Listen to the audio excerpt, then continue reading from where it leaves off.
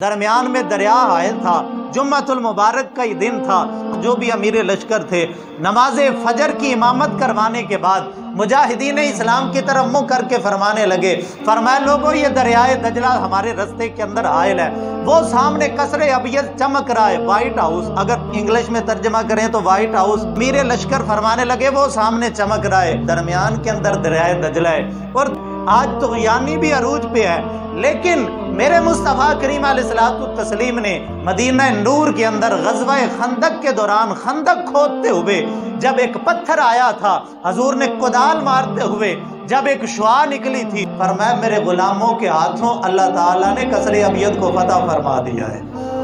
فرمایا اب درمیان میں دریا ہے،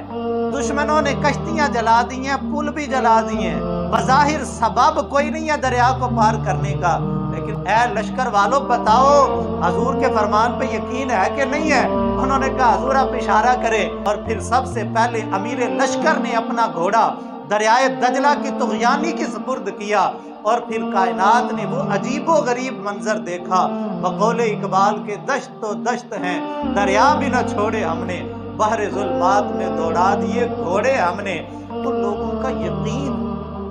اتنا پختہ تھا، علماء فرماتے ہیں جو انہوں نے کہا تھا نا حضور آگ میں اشارہ کریں، وہ جانتے تھے اگر حضور کہہ دیں گے نا تو آگ بھی گلزار بن جائے گی، اگر مصطفیٰ کریم نے کہہ دیا تو پھر دریا بھی ہمارے لیے زمین کی طرح رستہ ہموار کر دے گا۔ ان کا یقین بڑا مضبوط